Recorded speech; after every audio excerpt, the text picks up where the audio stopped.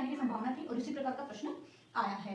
तो दो योजनाएं पूछी गई है, एक तो प्रधानमंत्री गरीब कल्याण योजना, एक मुद्रा योजना। तो मुद्रा जनगणना 2011 बहुत इंपॉर्टेंट टॉपिक है, उससे भी एक प्रश्न पूछा। Everyone, this is Bhagyashree, hope so you all are doing very well. Comment section में आपके कमेंट को देखकर मुझे लगा कि आपको एग्जाम को एनालाइसिस जरूर करवाना पड़ेगा, क्योंकि इससे होगा क्या कि जो लोग पेपर अटेम्प्ट करके आएंगे उनको ये पता है कि हमने किस हिसाब से पेपर अटेम्प्ट किया है। इसके साथ ही साथ आने वाले स्टूडेंट्स को पेपर को लेकर नॉलेज हो जाएगा और उसे इस चीज का अच्छे से बेनिफिट होगा। तो आज मेरे जितने भी दोस्त पेपर देकर आए उन्होंने मुझे बताया कि कौन कौन से प्रश्न एग्जाम में आए या किस हिसाब से प्रश्न, किस टॉपिक से किस हिसाब से पूछे गए हैं। तो उनके द्वारा बताए गए प्रश्नों को मैंने एक हिसाब से इकट्ठा किया है और उस चीज का मैंने कंक्लूजन यहाँ पर लिया है कि किस टॉपिक से प्रश्न पूछे जा रहे हैं, कितने प्रश्न पूछे जा रहे हैं, उसके साथ ही साथ इनसे रिलेटेड प्रश्नों के एग्जाम में आने की संभावना है, उस सभी चीज का मैं यहाँ पर कंक्लूजन लेकर आई हूँ।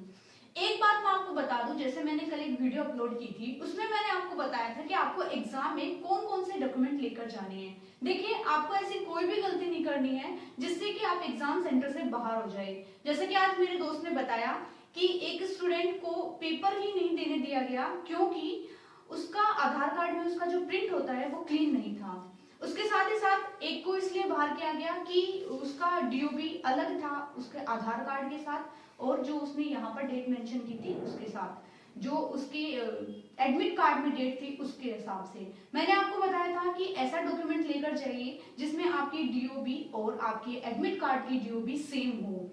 जिसका प्रिंट क्लियर नहीं था, वो लेट गया था, उसके पास इतना टाइम भी नहीं बचाता था कि वो जाके दोबारा से प्रिंट निकलवा सके। तो आप ऐसी गलती या ऐसी बेवकूफी बिल्कुल भी नहीं कीजिए। टाइम से अपने एग्जाम सेंटर पर पहुंचिए, जो जो डॉक्यूमेंट्स आपको बता रखे हैं वो आप लेकर जाए और अपने आप में सुनिश्चित रहे कि आप एक अच्छे तरीके से पेपर देंगे। अब मैं बात करती हूँ पेपर एनालिसिस की। जिस हिसाब से मुझे अपने मित्रों ने बताया कि ऐसा हिसाब से पेपर आए हैं, उसका मैं सारा यहाँ पर कंक्लूजन लेकर आई हूँ। एक और मैं बात कर लेती हूँ कि अगर आज की शिफ्ट को देखा जाए तो पेपर आपका एक इजी लेवल का था। उसके साथ ही साथ उन स्टूडेंट को सबसे ज्यादा बेनिफिट हुआ है जो हमारे साथ लगातार जुड़े हुए हैं, जिन्होंने मैंने कम्युनिटी में हर टॉपिक में ये चीज बताई थी आपको कि इस टॉपिक से इतने इतने प्रश्न के पूछे जाने की संभावनाएं हैं। टचवुड काफी सारी चीजें सिमिलर रही है आपके पेपर में। उन स्टूडेंट को सबसे ज्यादा बेनिफिट हुआ है जो लगातार हमसे जुड़े हुए हैं। उसके साथ ही साथ कम्युनिटी में मैंने बहुत से क्वेश्चंस, इंपॉर्टेंट टॉपिक्स शेयर किए थे, उससे बाहर कुछ भी नहीं आया है। कई मैंने अपने नोट्स शेयर किए थे, 3-4 क्वेश्चन डायरेक्टली नोट्स से पूछे गए हैं और ये बात वही स्टूडेंट जानता है जो लगातार हमसे जुड़ा हुआ है। तो अभी भी जिन स्टूडेंट्स ने ये नहीं देखा है कि कौन कौन से इंपॉर्टेंट टॉपिक है आपके, आप वो जरूर देख के चाहिए। एक लास्ट वीडियो मैंने अपलोड करी थी कि एग्जाम के लास्ट 30 डेज में हम क्या करें, क्या हमारी स्ट्रेटेजी रहनी चाहिए। उसमें मैंने आपको बताया था कि किस टॉपिक में से फाइनली कितने क्वेश्चन पूछे जाने की पूरी संभावनाएं हैं। पेपर देखा जाए तो उसी अकॉर्डिंग बना है, उससे बाहर आपका कुछ भी पेपर नहीं बना है। अगर मैं बात कर लेती हूँ जीके की, तो जीके आपका इजी ही पूछा गया है, 1-2 प्रश्न इधर उधर हो सकते हैं, बहुत ज्यादा टफ आपका जीके नहीं है। रीजनिंग में जैसा कि मेरे साथियों ने बताया है कि 3-4 प्रश्न उनसे नहीं बने, बाकी एवरेज सभी का यही था कि 21, 22, 23 तक प्रश्न उन्होंने एग्जैक्ट सही किए हैं। मैथ्स में अगर हम बात करूं तो मैथ्स में आपका मॉडरेट रहा है, 1-2 कैलकुलेटिव के क्वेश्चन अगर देखा जाए तो उनमें कैलकुलेशन ज्यादा थी। और मैं यहाँ पर आपके लिए जीके का कंक्लूजन लेकर आई हूँ कि जीके में कौन से ही टॉपिक से पूछे जा रहे हैं और किस सब्जेक्ट से कितना वेटेज यहाँ पर रह रहा है। तो मैंने इस हिसाब से एक लिस्ट बना ली है कि ये आज आपकी एग्जाम की शिफ्ट का कंक्लूजन है। इसी लिस्ट को मैं अपनी कम्युनिटी में पोस्ट कर दूंगी। आने वाले स्टूडेंट इस लिस्ट को जरूर देखकर जाए, कम्युनिटी में देख के जाए कि किस टॉपिक से प्रश्न आए हैं। उन्हीं टॉपिक को आप, अगर उनसे रिलेटेड टॉपिक को आपने नहीं पढ़ा है तो एक दफा आप उन्हें पढ़ के जाए, आपको अपनी शिफ्ट में इस चीज का जरूर फायदा होगा। तो मैं बात कर लेती हूँ, जैसा कि मैंने अपनी कम्युनिटी में बताया था कि आपके पॉलिटी से 5 से 7 प्रश्न आएंगे और आज की शिफ्ट में देखा जाए तो आपकी पॉलिटी में 5 प्रश्न पूछे गए हैं, जिनमें से 4 प्रश्न डायरेक्टली आर्टिकल से रिलेटेड और 1 प्रश्न आपका संविधान संशोधन से पूछा गया है। आर्टिकल से रिलेटेड अगर मैं बताऊं तो आपको 4 आर्टिकल पूछा गया है। आर्टिकल 18, यदि कोई नागरिक विदेशी राज्य से उपाधि स्वीकार नहीं करेगा तो। आर्टिकल 72, राष्ट्रपति की क्षमादान की शक्ति से रिलेटेड। आर्टिकल 43, जीवन निर्वाह मजदूरी एंड आर्टिकल 200। उसके अलावा हम बात करें तो संविधान संशोधन से एक प्रश्न पूछा गया है, 42 से संविधान संशोधन 1976 से रिलेटेड। हर एग्जाम में किसी भी एग्जाम देख लीजिए आप, संविधान संशोधन से रिलेटेड प्रश्न दो ही पूछा जाएगा, या तो 42वां संविधान संशोधन 1976 या 46वां संविधान संशोधन। तो इस बार अगर 42वां संविधान संशोधन पूछा गया है तो आने वाली शिफ्ट में इस चीज की पूरी पॉसिबिलिटी है कि 46वें संविधान संशोधन से प्रश्न पूछा जाए, तो आप उसको एक बार देख कर जाइएगा। उसके अलावा जैसे मैंने आपको कम्युनिटी में बताया था कि करंट अफेयर से आपकी संभावना है कि 4 से 5 प्रश्न आए, पर आपकी शिफ्ट में करंट अफेयर का 2 ही प्रश्न आए हैं, वो भी बिल्कुल करंट 2023 का, जिनमें से एक प्रश्न ये था, संगीत कलानिधि पुरस्कार विजेता 2023 कौन है, जो कि बॉम्बे जयश्री है। उसके अलावा मैंने बताया था कि आपको जनगणना 2011 बहुत ही इंपॉर्टेंट टॉपिक है, उससे भी एक प्रश्न पूछा गया है, वो यही पूछा गया है कि भारतीय जनगणना 2011 के अनुसार किस राज्य एंड यूटी की साक्षरता दर सबसे ज्यादा है। यदि हम राज्य की बात करें तो केरला एंड यूटी की बात करें तो लक्षद्वीप। एक क्वेश्चन आपका नेशनल वाटरवे से आया था। नेशनल वाटरवे से रिलेटेड जितने भी नोट्स है वो मैंने आपको कम्युनिटी में शेयर किए थे, टेलीग्राम पे भी मैंने आपको वाटरवे से रिलेटेड नोट्स शेयर किए थे। तो डायरेक्टली एक क्वेश्चन आपका नेशनल वाटरवे से पूछा गया है। मैंने आपको बताया था कि साइंस में आपकी पॉसिबिलिटी होगी 3 से 4 प्रश्न की, 4 प्रश्न से ज्यादा आपके साइंस में नहीं देखने को मिलेंगे।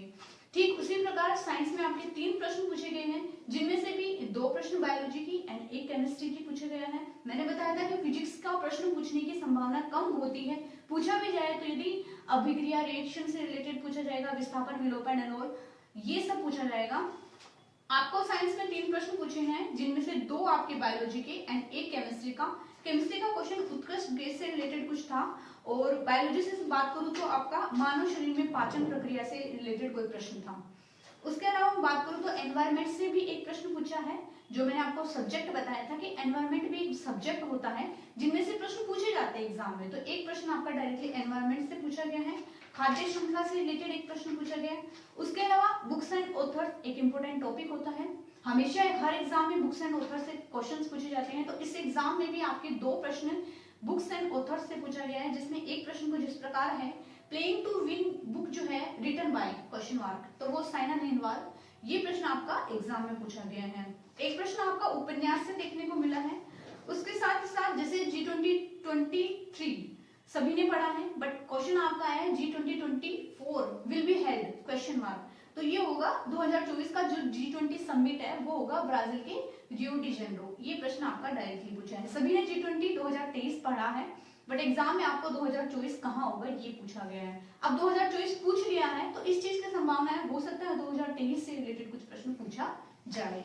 उसके अलावा मैंने आपको बताया था कि योजना से रिलेटेड 2 से 3 प्रश्न आपको देखने को मिलेंगे, और वही हुआ।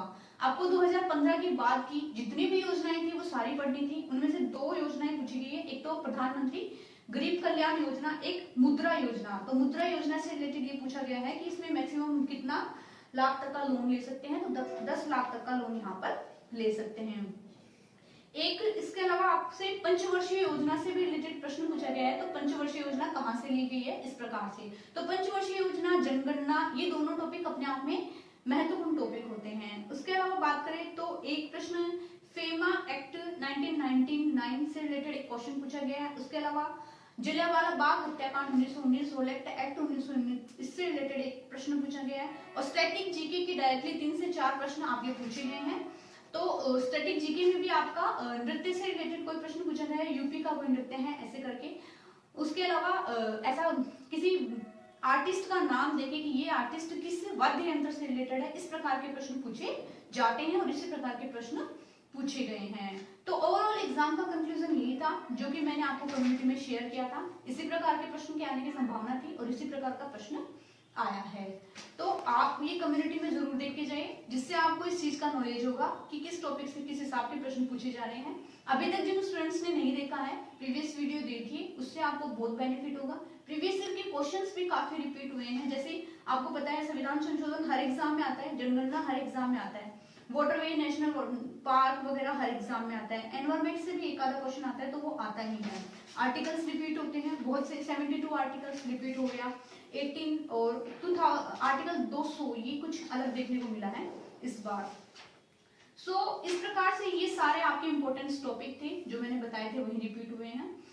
तो इसके अलावा अगर आपको कुछ क्वेश्चंस याद आते हैं, आज की शिफ्ट का तो जो पेपर होना था वो हो गया।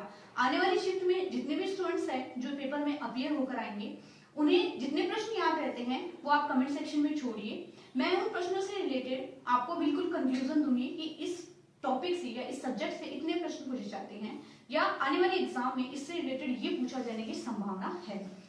ये मेरे सोशल मीडिया हैंडल है, आप इस पे भी अपने शिफ्ट के जो भी प्रश्न आपको याद रहते हैं, रिलेटेड प्रश्न या टॉपिक, वो आप यहाँ पर शेयर कर सकते हैं या फिर आप कमेंट सेक्शन में भी आप बता सकते हैं, ताकि मैं आपको पूरी शिफ्ट का कंक्लूजन यहाँ पर दे सकूं और रिलेटेड क्वेश्चंस बता सकूं। होता क्या है, इससे आने वाली शिफ्ट के सारे स्टूडेंट्स को इस चीज का बेनिफिट होगा, एग्जाम में उनका कॉन्फिडेंस लेवल एक अलग ही लेवल का होगा। सो उम्मीद करती हूँ आपको वीडियो अच्छी लगी होगी। वीडियो को लाइक कीजिएगा, शेयर कीजिएगा, नए हैं तो चैनल को सब्सक्राइब कीजिएगा। मिलते हैं नेक्स्ट वीडियो में, तब तक के लिए जय हिंद।